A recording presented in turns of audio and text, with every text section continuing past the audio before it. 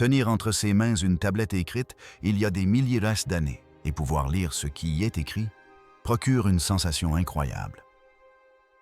Les archéologues s'essayent à aller pensément comprendre les ruines de l'ancienne Mésopotamie jusqu'à ce qu'une simple tablette d'argile soit découverte parmi les décombres de briques de terre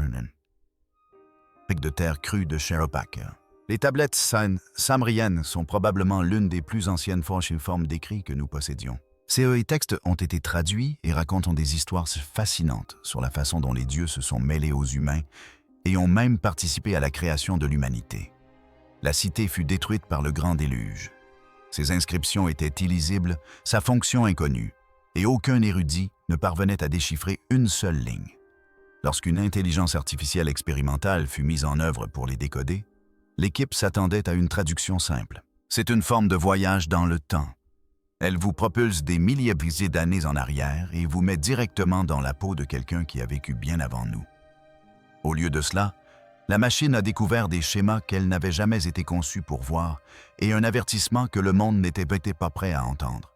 La tablette de Choropac mise au jour. La découverte a commencé par un après-midi paisible aux abords de Tellara. La chaleur était accablante sur le site de fouilles et toute l'équipe progressait lentement à travers d'épaisses couches de poussière ancienne. Tellara est généralement considéré comme l'emplacement de Choropac, la dernière grande cité sumérienne, anéantie par le déluge d'environ 2900 avant notre ère. Les archéologues ne s'attendaient à rien de plus que des murs endommagés et des poteries brisées. Au lieu de cela, ils découvrirent quelque chose qui glaça instantanément le sang. Un pan de sol s'effondra sous les pieds d'un ouvrier, révélant une chambre secrète scellée depuis des millénaires.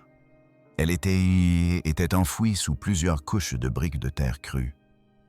En y descendant une lampe, l'équipe découvrit une pièce conservée dans un état d'abandon troublant. La chambre était petite et plongée dans un silence absolu. La carbonisation y datait de la période comprise entre l'époque d'Uruk et le début de l'ère dynastique, soit précisément la période associée aux plus anciennes légendes du déluge. La pièce semblait intacte depuis sa fermeture. Des ossements d'animaux calcinés jonchaient le sol.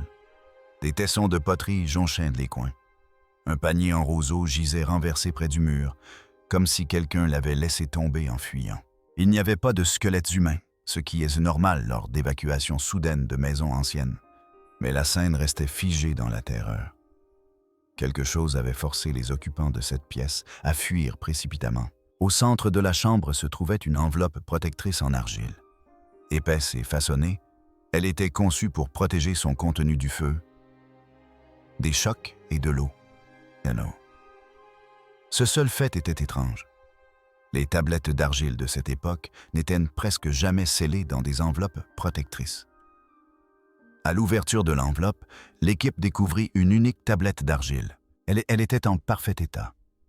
Sa conservation était due à la cuisson ancestrale du feu de la chambre qui l'avait durcie, la rendant extrêmement résistante. La tablette portait des inscriptions si discrètes qu'on les distinguait à peine à l'œil nu. La lumière révélait de légères marques, suggérant un codage délibéré ou une grande ancienneté. La tablette paraissait lourde aux mains des archéologues. Elle était plus lourde que n'importe quelle tablette qu'ils avaient jamais soulevée de Choropac. Cela laissait supposer que l'argile utilisée pour sa fabrication avait été soigneusement choisie. Elle était destinée à durer. Une caméra de fouilles a révélé de subtils motifs de gravure sur les bords de la tablette. Ces marques ne correspondaient pas au style d'écriture connu de Choropac. Elles semblaient étrangères et déplacées. L'archéologue en chef contempla les étranges marques et déclara d'une voix calme qu'il ne s'agissait pas d'un document administratif, mais d'un message destiné à une personne du futur. L'équipe envisagea la possibilité que la tablette ait été créée par quelqu'un qui pressentait une catastrophe imminente. Choropac était le foyer d'Utnapishtim, également appelé Zusudra, personnage récurrent des récits antiques du déluge. Ce lien rendait la découverte d'autant plus troublante. Lors du transport de la tablette au laboratoire, l'équipe constata qu'aucune des inscriptions ne correspondait à un catalogue sumérien connu. La tablette n'était pas simplement ancienne, elle était cryptée. Seul un système d'intelligence artificielle avancé, conçu à l'origine pour l'archéologie, était capable de la déchiffrer. La tablette qui ne devrait pas exister. Et pourtant, elle existe bel et bien. Dès l'instant où les chercheurs ont extrait la tablette de la fine couche de poussière du site, ils ont eu le sentiment que quelque chose en elle transgressait les règles de l'archéologie mésopotamienne. Les tablettes de Churupak sont généralement banales. Elles contiennent des listes de rations d'orge, des registres d'échange de bétail, de simples descriptions de travaux. Elles appartiennent au monde paisible des scribes qui consignaient le rythme de vie d'une cité en bordure de la plaine inondable. Mais cette tablette n'était pas silencieuse. Elle semblait délibérée, d'une manière qui troubla l'équipe. Sa surface d'argile portait un motif de symbole qui ne correspondait à aucun usage administratif connu. Même sa texture paraissait légèrement différente, plus dense, presque trop cuite, comme si le graveur avait voulu que la tablette survive au bâtiment qui l'abritait. Les inscriptions étaient serrées, presque compressées, remplissant chaque espace disponible. Au premier abord, les lignes ressemblaient aux motifs en forme de coins des protocunes archaïques. Pourtant, en s'approchant, les chercheurs découvrirent des groupes d'édits répétitifs qui n'avaient aucun sens pour une écriture économique. Certains groupes représentaient l'eau, d'autres suggéraient le ciel, d'autres encore semblaient être des séquences rythmiques de mouvements.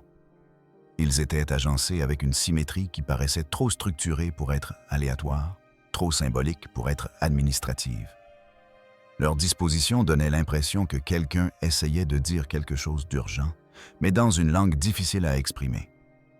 C'est la présence des groupes d'eau répétitifs qui les troubla le plus. Dans la tradition mésopotamienne, l'identité de Cherupak est indissociable d'un élément primordial, le déluge. Dans la mythologie sumérienne, c'est la cité condamnée, sauvée uniquement par l'avertissement de Zusudra, le lieu même où naît la légende du grand déluge.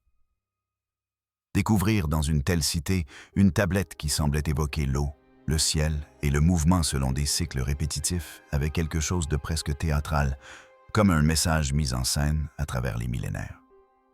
Mais l'équipe savait qu'il ne fallait pas tirer de conclusions hâtives.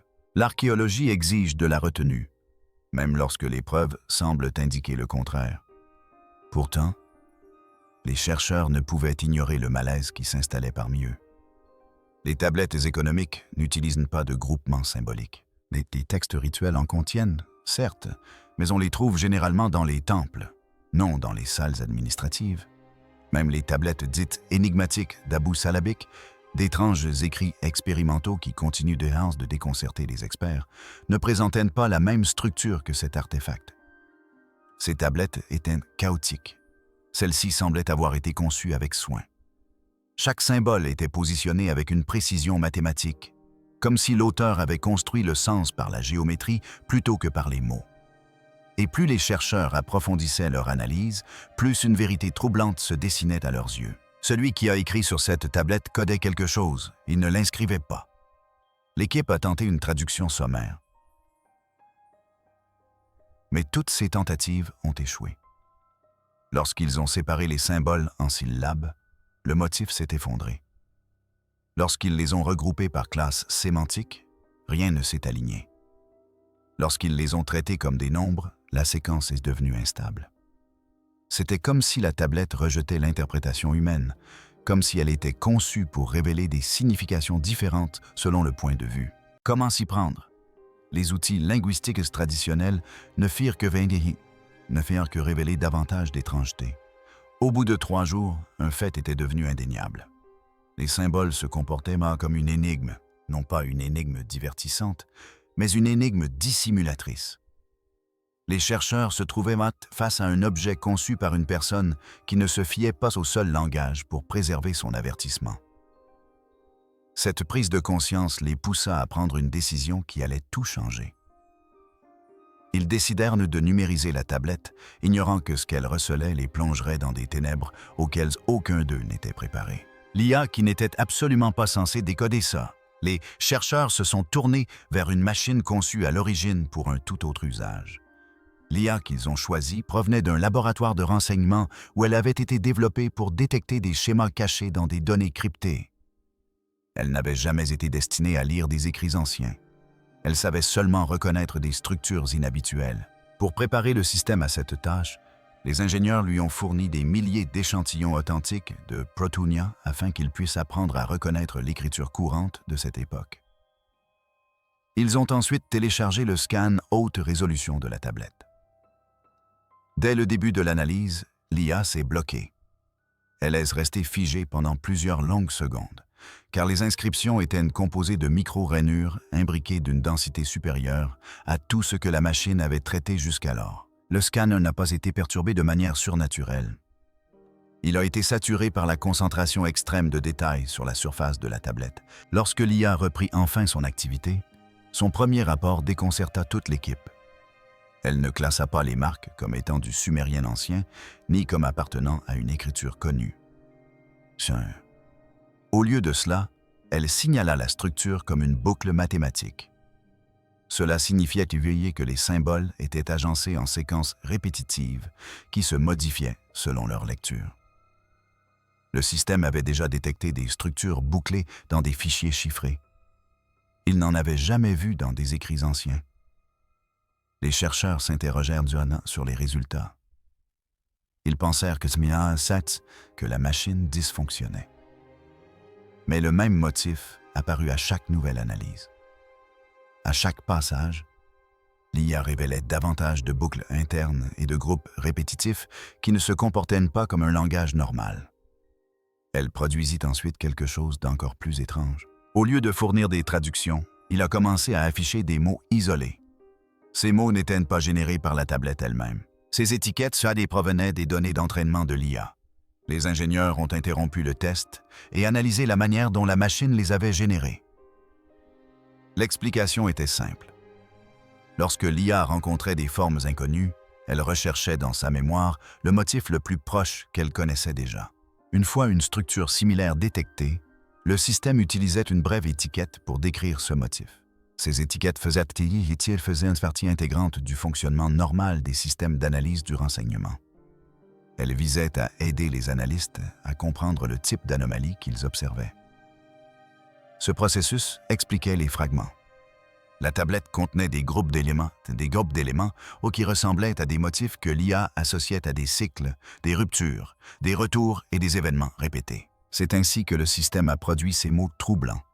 Il s'agissait de ses meilleures tentatives pour décrire des structures qu'il ne pouvait classer. À chaque nouvelle analyse, l'IA ralentissait de plus en plus. Le système peinait à classifier les motifs denses de la tablette, mais il ne cessait de produire la même structure en boucle et les mêmes fragments inquiétants. L'équipe décida de tenter une traduction complète. Aucun d'eux ne se doutait que l'étape suivante les mènerait dans un territoire bien plus sombre qu'ils ne l'avaient imaginé. La première traduction. L'équipe s'est rassemblée autour de l'écran tandis que l'IA achevait son premier balayage complet de la tablette. Personne ne s'attendait à une traduction cohérente, car la plupart des symboles semblaient se déplacer à chaque analyse. Pourtant, la machine produisit lentement un bloc de texte qui figea la pièce entière. Court, fragmenté, il était écrit avec une urgence troublante. La première phrase disait que lorsque le ciel se courbe et que les oiseaux parlent, les âmes silencieuses se relèvent. Le langage ne ressemblait à aucun enseignement, ni document courant de l'époque. On aurait dit la description d'un monde qui s'effondre autour de soi. La phrase suivante affirmait que ce monde a déjà sombré. Il sombrera à nouveau. La dernière phrase de la première séquence avertissait que les spectateurs en bas ne dorment pas. L'équipe comprit immédiatement qu'il ne s'agissait pas d'un mythe enregistré longtemps après les faits. Ils lisaient les mots de quelqu'un qui croyait qu'une catastrophe se déroulait en direct. Au fur et à mesure que de nouvelles lignes apparaissaient, la traduction devenait plus claire et plus précise. Le texte décrivait des changements climatiques soudains et imprévus. Il mentionnait une vague de chaleur alors qu'il aurait dû faire froid et des orages soudains et aléatoires. L'auteur affirmait que les récoltes autour de Churupak commençaient à pourrir dans les champs et que le sol devenait mou et acide. Ces descriptions correspondaient aux connaissances archéologiques déjà acquises sur les dernières années de la ville.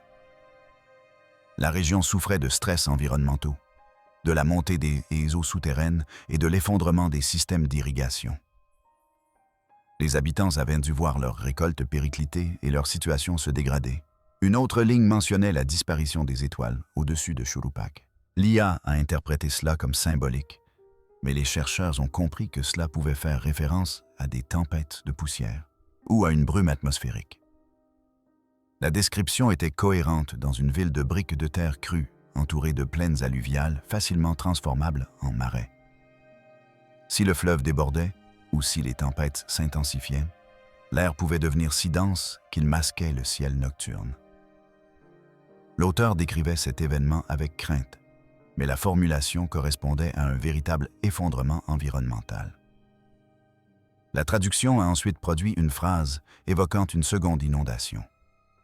L'auteur affirmait qu'il ne s'agirait pas d'une inondation d'eau, mais d'une inondation d'air sombre de retour.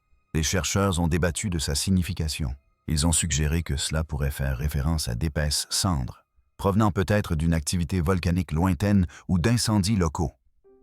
Cela pourrait également décrire l'effet d'obscurcissement progressif qui se produisait lorsque des tempêtes de poussière recouvraient la région pendant de longues périodes. Quel que soit le sens exact, l'auteur décrivait clairement un événement suffocant qui a suivi la montée des eaux de la crue initiale. La traduction affirmait ensuite que l'auteur n'avait pas consigné ces avertissements de son plein gré. Le texte indiquait qu'une voix venue des profondeurs leur avait ordonné de graver ce message afin que ceux qui nous succéderaient puissent en percevoir les signes. Les chercheurs ont noté que les cultures anciennes décrivaient souvent l'intuition ou la peur comme une voix. Il n'était pas nécessaire que ce soit surnaturel. Il pouvait s'agir de l'auteur ressentant un fort sens du devoir face à une crise. L'idée que le message était destiné aux futurs survivants correspondait à l'enveloppe protectrice découverte sur le site. Ce qui troubla le plus l'équipe, c'était l'affirmation selon laquelle cette destruction n'était pas un cas isolé. La tablette indiquait que des mondes antérieurs avaient sombré pour les mêmes raisons. Cette affirmation faisait écho à plusieurs croyances antiques selon lesquelles les civilisations naissent et s'effondrent selon des cycles répétitifs. Elle concordait avec les récits du déluge associés à Zosudra et les strates de destruction découvertes à travers la Mésopotamie. L'auteur était manifestement convaincu qu'il vivait une situation qui se répétait. L'équipe eut à peine le temps de saisir le sens des lignes. La traduction commença à changer de ton. Le passage suivant s'éloigna des ciels qui s'effondraient et des eaux qui montaient. Il laissait entrevoir quelque chose de bien plus précis. Il pointait du doigt une menace qui ne venait ni d'en haut ni des rivières. Elle venait du sol sous leurs pieds. Cette tablette témoigne de ce qui a vécu avant nous. Un silence pesant s'installa dans la pièce lorsque la section suivante de la traduction apparut. Le langage était plus sombre et plus grave. Le ton différait des avertissements précédents concernant les tempêtes, les mauvaises récoltes et l'obscurcissement du ciel. L'auteur passait de la description de l'effondrement de Churupak à celle d'une entité qui, selon lui, existait bien avant le déluge. La première phrase affirmait que le grand déluge n'avait pas été envoyé pour détruire les humains. Elle disait que les eaux étaient destinées à effacer autre chose. La tablette évoquait des êtres ayant vécu avant que les hommes ne règnent sur les plaines. La traduction les décrivait comme des êtres sans souffle.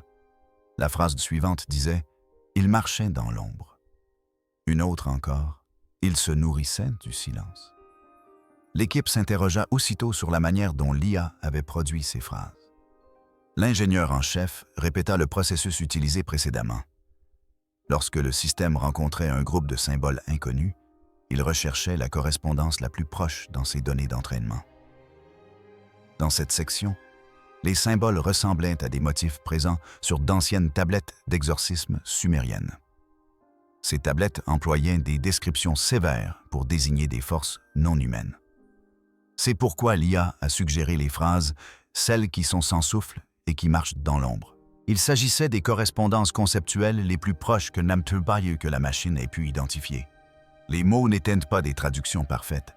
C'était la meilleure tentative du système pour désigner un type d'entité décrit sous une forme qu'il reconnaissait. La suite de la traduction indiquait que ces êtres n'avaient pas été entièrement détruits. L'auteur affirmait que le déluge les avait repoussés dans les profondeurs glacées de la Terre, là où les yeux ne pouvaient pénétrer. Le texte était simple et terrifiant. Les mots inscrits sur la tablette rappelèrent aux érudits plusieurs récits anciens décrivant des êtres associés aux ténèbres et aux lieux cachés. Dans les textes sumériens, les démons Alulu étaient souvent mentionnés comme des créatures vivant dans des endroits inaccessibles à la lumière. Ils étaient décrits comme des forces prospérant dans des espaces silencieux et vierges, sous terre ou à l'intérieur de structures abandonnées. Leur présence signalait généralement un danger ou un déséquilibre dans le monde naturel. Les érudits ont également noté des similitudes avec les descriptions babyloniennes de l'Opkalu.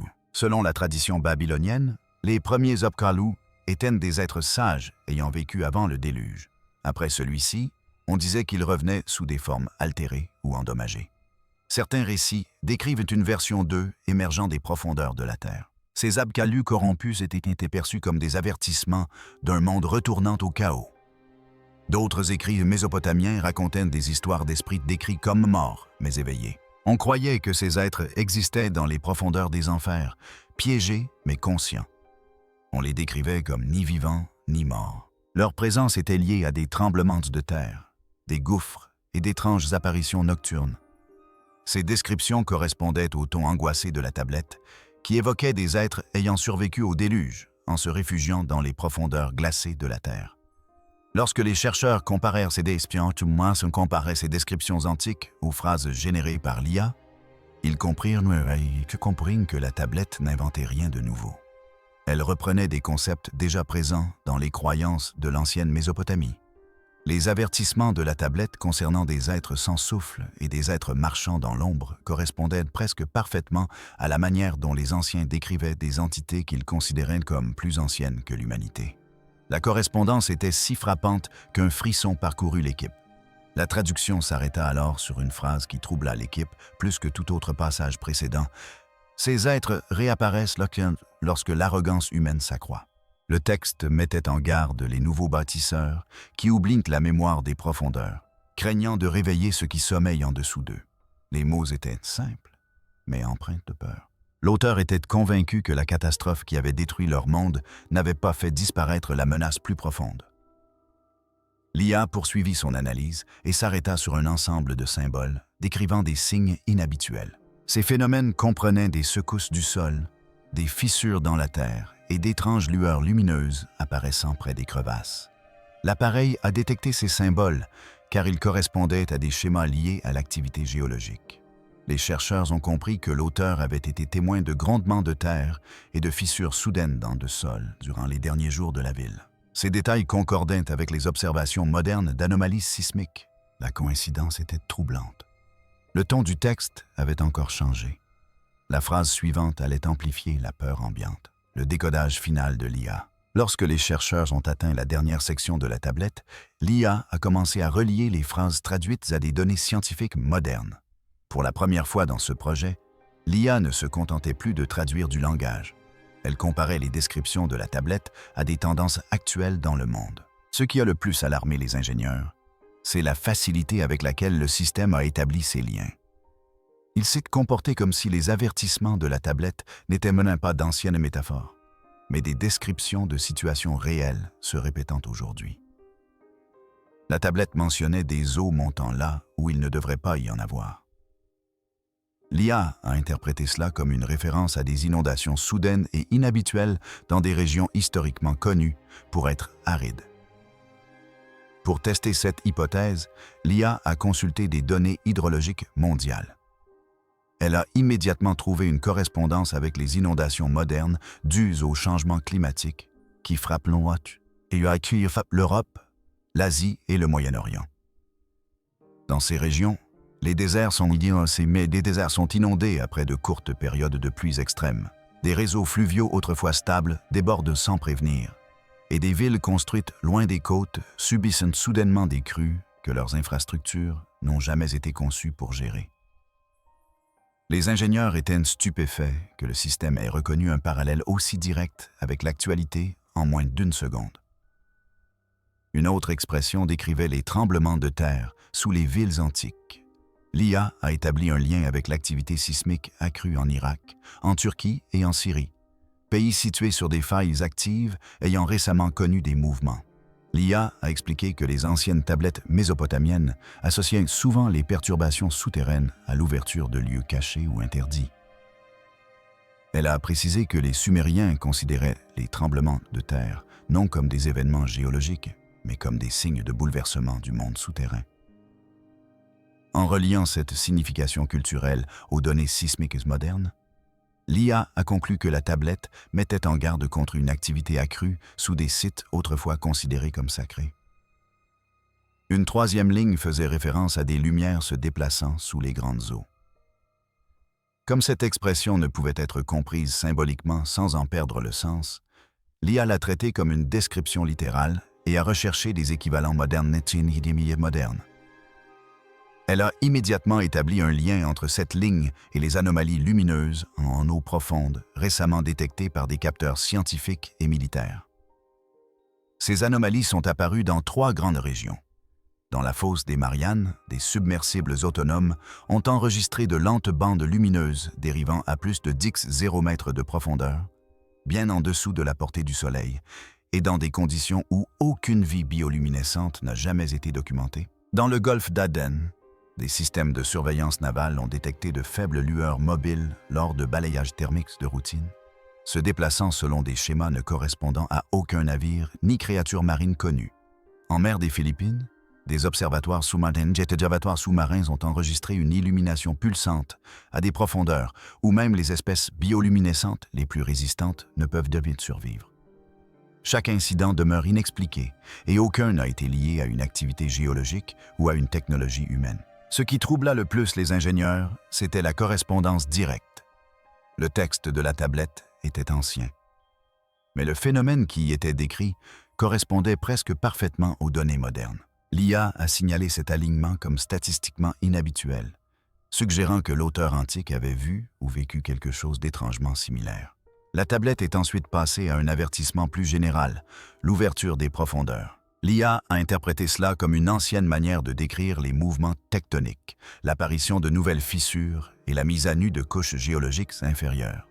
Pour étayer cette interprétation, elle a présenté des images satellites de fracturations actives de la croûte terrestre dans des régions directement liées aux anciennes zones de peuplement mésopotamiennes, notamment le nord de l'Irak, où de profondes fissures se sont ouvertes près de Mossoul, le sud-est de la Turquie, où de récents séismes ont fracturé des sols auparavant stables, et l'ouest de l'Iran, où des couches rocheuses nouvellement exposées indiquent une pression croissante sous la surface. Le système a clairement indiqué qu'il ne s'agissait pas d'un langage poétique, mais de la description d'une transformation structurelle de la planète elle-même, se produisant actuellement dans les paysages mêmes où vivait jadis la civilisation qui a rédigé la tablette. Lorsque l'IA a analysé le dernier avertissement de la tablette concernant la déstabilisation mondiale, les phénomènes météorologiques extrêmes, l'obscurcissement du soleil, la disparition des oiseaux et les conflits violents, elle l'a comparé aux données mondiales actuelles. Elle en a tiré une conclusion glaçante, une correspondance à 87% avec la situation mondiale actuelle. Un silence de mort s'installa dans la pièce. Il ne s'agissait plus de traduction, mais de prédiction. L'IA annonçait que l'auteur antique décrivait un effondrement déjà amorcé. L'instant d'après, le système se figea et généra un message final. Que nous réserve l'avenir? Lorsque l'IA a finalement assemblé tous les fragments restants pour aboutir à une traduction complète, le résultat a surpris tout le monde. Jusqu'alors, tous pensaient que la tablette décrivait simplement le déluge qui a détruit Shuruppak, un événement relaté dans les traditions de Zeus, Soudra et, plus tard, de Noé. Mais la reconstitution complète révéla une vérité terrifiante. Le déluge n'était pas l'événement redouté par l'auteur. Il s'agissait seulement d'une réinitialisation, d'un nettoyage forcé du monde destiné à effacer toute trace d'humanité antérieure et à offrir à la planète un nouveau départ.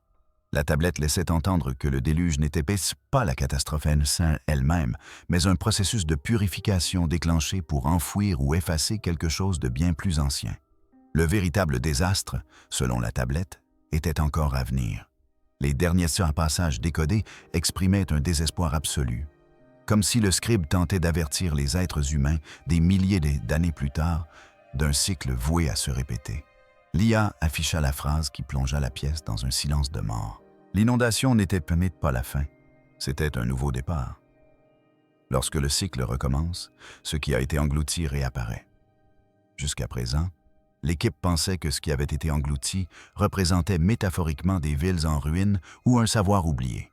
Mais les lignes environnantes changeaient radicalement le sens, révélant quelque chose de plus profond, quelque chose d'enfoui sous la terre elle-même.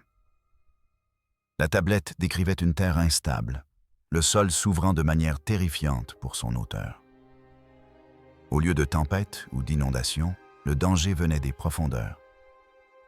L'auteur affirmait que le monde serait plongé dans les ténèbres, non pas à cause de l'eau, mais parce qu'un élément présent dans l'air bloquerait la lumière. L'équipe a interprété cela comme un avertissement concernant un événement physique provoqué par la Terre elle-même. La suite était encore plus effrayante. L'auteur disait que des forces ancestrales, enfouies sous le déluge, ressurgiraient au retour du cycle.